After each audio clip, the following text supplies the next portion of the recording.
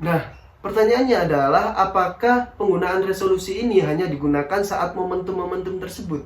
Lantas, perlukah resolusi pada momentum bulan Ramadan? Dan jika diperlukan, bagaimana cara menyusun resolusi pada bulan Ramadan? So, start to explaining it from now. Resolusi, tentunya kita sudah tidak asing lagi dengan kata yang satu ini, karena banyak dari kita yang pasti sudah mendengarkan kata resolusi dimanapun dan kapan. Resolusi sendiri dalam KBBI diartikan sebagai sebuah ketetapan atau keputusan berupa sebuah tuntutan atau keinginan yang dihasilkan dari hasil rapat, sidang, atau musyawarah. Resolusi juga diartikan sebagai pernyataan tertulis berupa sebuah tuntutan atau keinginan yang dihasilkan dari hasil rapat. Secara teknis, berarti resolusi diartikan sebagai sebuah keputusan berupa tuntutan atau keinginan yang dihasilkan dari sebuah proses yang sangat panjang, diskusi yang sangat panjang, perdebatan yang sangat panjang, permusyawaratan yang sangat panjang, sehingga memunculkan sebuah harapan, sebuah keinginan, sebuah keputusan yang memiliki tekad yang sangat kuat. Namun seiring berjalannya waktu, makna resolusi ini berkembang tidak hanya sebagai keputusan organisasi, tetapi ini juga diartikan sebagai keputusan personal. Tetapi tetap tidak mengurangi esensinya, tidak mengurangi prinsipnya, bahwasanya resolusi itu dihasilkan dari sebuah proses yang sangat panjang dan tidak sembarangan. Dibutuhkan tekad yang sangat kuat dan tekad yang sangat bulat untuk menetapkan sebuah resolusi. Untuk membuat sebuah resolusi diperlukan beberapa unsur yang memang harus melekat, yang diantaranya adalah: 1. Sebuah latar belakang yang kuat.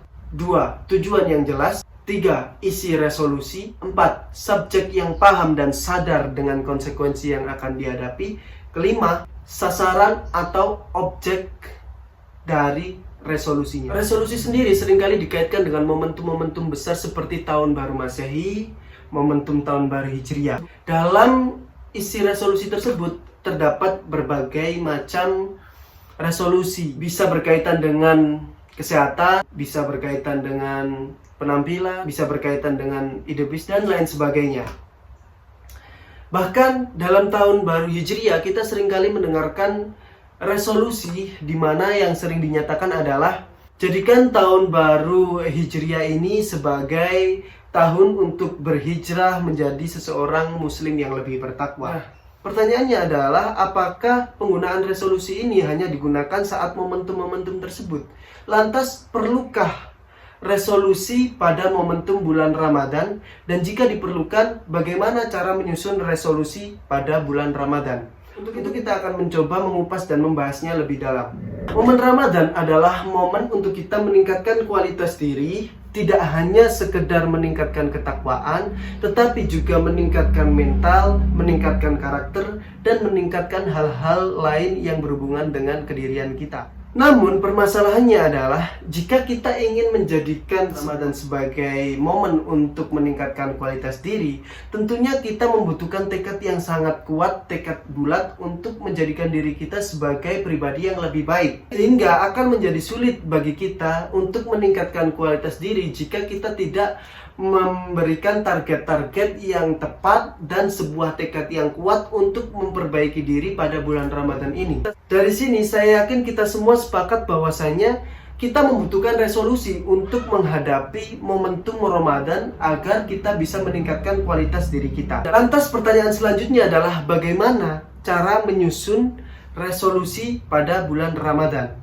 Seperti yang sudah saya bahas tadi, bahwasanya dalam membuat resolusi setidaknya kita membutuhkan beberapa unsur yang terdiri dari latar belakang yang kuat, tujuan yang jelas, isi resolusi yang konkret, subjek yang sadar akan konsekuensi, dan juga objek dari resolusi itu sendiri, sasaran atau objek resolusi itu sendiri. Begitu juga dalam menyusun resolusi Ramadan.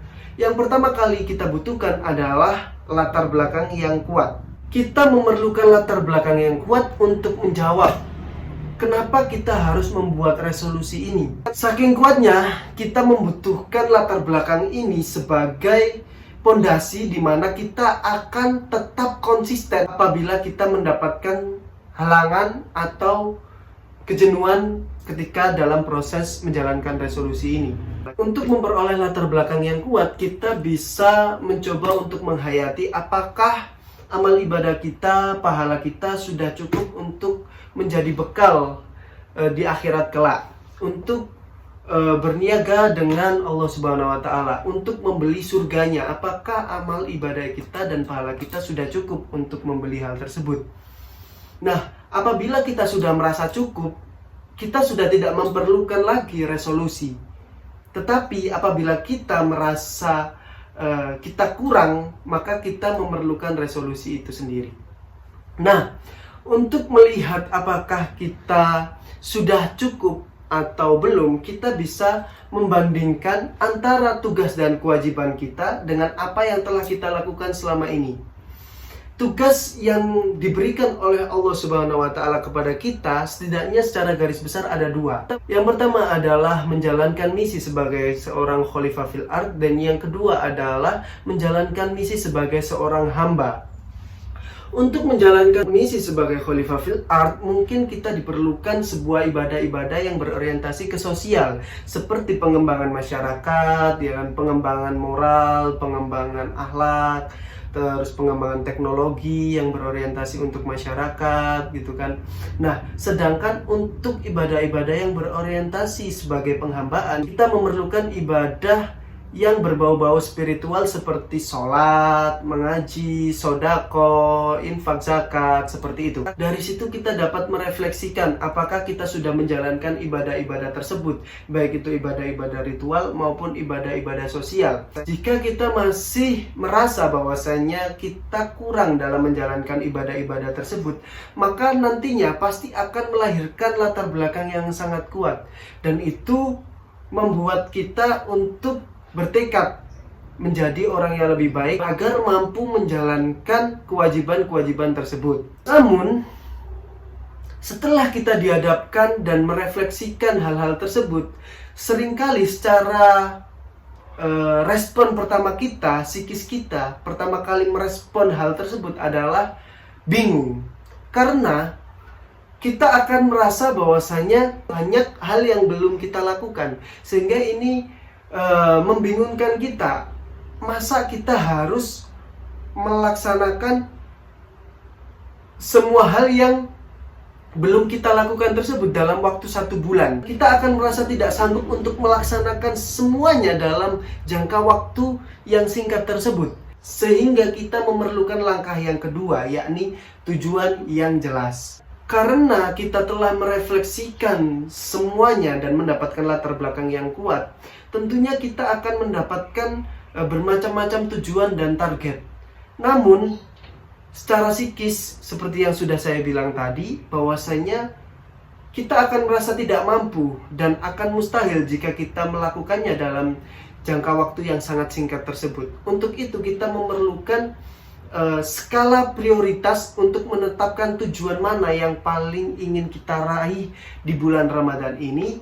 Kita memerlukan mana yang lebih prioritas untuk kita lakukan saat bulan Ramadan ini, dan mana yang perlu kita lakukan setelahnya. Setelah kita menentukan tujuan tersebut, kita perlu mengkonkretkan tujuan tersebut menjadi sebuah isi resolusi. Jadi langkah selanjutnya adalah mengkonkretkan tujuan menjadi sebuah isi resolusi. Karena tujuan yang terlalu umum nanti akan berdampak pada pengukuran pencapaian target. Apakah kita bisa mencapai target atau tidak, itu akan menjadi rancu ketika tujuan kita itu terlalu umum. Contohnya, ketika kita hanya sekedar menetapkan bahwasanya tujuan resolusi dari Ramadan bulan ini adalah meningkatkan ketakwaan, hal ini akan merancukan kita ke depannya. Setelah kita melaksanakan ibadah Ramadan, kita tidak tahu apakah kita sudah mencapai ketakwaan atau belum. Apa yang menjadi alat ukur bahwa kita sudah mencapai ketakwaan atau belum, sehingga kita memerlukan resolusi yang lebih konkret, isi resolusi yang lebih konkret. Contohnya, kita ingin meningkatkan kualitas ibadah sosial, ya kan? Itu tujuan umumnya. Isi resolusinya adalah bersodakoh lebih banyak 5% daripada tahun sebelumnya. Nah, itu akan menjadi lebih jelas daripada kita hanya sekedar menyebutkan bahwasanya kita ingin ibadah sosial kita lebih baik daripada tahun sebelumnya.